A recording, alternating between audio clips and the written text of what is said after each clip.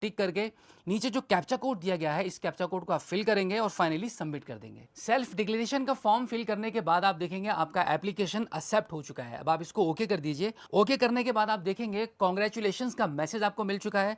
आपने जो form submit किया था वो सक्सेसफुली सबमिट हो चुका है। अब आप इसको ओके कर दीजिए।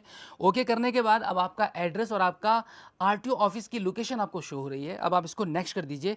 नेक्स्ट करने के बाद आपका एप्लीकेशन नंबर, आपका डेट ऑफ बर्थ आपको शो होगा। अब इसके जस्ट नीचे इस कैप्चा कोड को फिल करके आप सबमिट करेंगे। सबमिट करने के बाद अब आपको आपका फोटो और आपका सिग्नेचर अपलोड करना होता है। तो फोटो और सिग्नेचर वाले इस ऑप्शन को चूज करके आप सबमिट करेंगे। सबमिट करने के बाद अब यहां पर आपको आपका फोटो अपलोड नहीं करना होगा, क्योंकि आप ये प्रोसेस आधार कार्ड के माध्यम से कर रहे हैं। तो यहां पर आप सिर्फ आपका सिग्नेचर ही अपलोड करेंगे। सिग्नेचर अपलोड करने के बाद लास्ट में नीचे आप देखेंगे save photo and signature image files वाले ऑप्शन पर क्लिक करके आप इसको सबमिट कर देंगे। सबमिट करने के बाद अब आपको फी पेमेंट करनी होती है।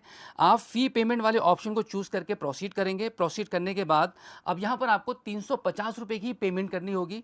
अब इसके बाद आप पेमेंट गेटवे के ऑप्शन को चूज करके नीचे दिए गए इस कैप्चा कोड को फिल करेंगे और पे नाउ वाले ऑप्शन पर क्लिक कर देंगे। अब इसके बाद यहां पर आपको आई एग्री वाले इस बॉक्स पर टिक करना है और प्रोसीड फॉर पेमेंट वाले ऑप्शन पर क्लिक करके आपकी 350 रुपए की पेमेंट को ऑनलाइन पे कर देना है। इस प्रकार से ऑनलाइन पेमेंट करने के बाद आप वेबसाइट के होम पेज पर आ जाएंगे। यहाँ पर आप देखेंगे लाइसेंस मेन्यू का एक ऑप्शन मिलेगा। इसमें कुछ ऑप्शंस मिल रहे हैं, जिसमें से आप लास्ट में देखेंगे ऑनलाइन एलएल टेस्ट का एक ऑप्शन मिलेगा। ऑनलाइन एलएल टेस्ट के ऑप्शन पर क्लिक करने से पहले मैं आपको बता दूं कि इस ड्राइविंग लाइसेंस को बिना आरटीओ के ही बनवाने के लिए यहाँ पर आपको ऑनलाइन एक टेस्ट पास करना होता है। इस टेस्ट को कैसे आप पास करेंगे, इसका भी एक ट्यूटोरियल यहाँ पे अवेलेबल है, जिससे आपको आइडिया लग जाएगा कि आपको कैसे कौन कौन से सवाल आपको पूछे जाते हैं, कैसे आपको ये आंसर देना है। इसके लिए आप ट्यूटोरियल फॉर एलएल टेस्ट वाले ऑप्शन पर क्लिक करके एक वीडियो आपको मिलेगी, उसको आप देखेंगे, जिससे कि आप आसानी से घर बैठे खुद से ही एलएल टेस्ट को पास कर पाएंगे। तो इसके लिए आप ऑनलाइन एलएल टेस्ट वाले ऑप्शन पर क्लिक करेंगे।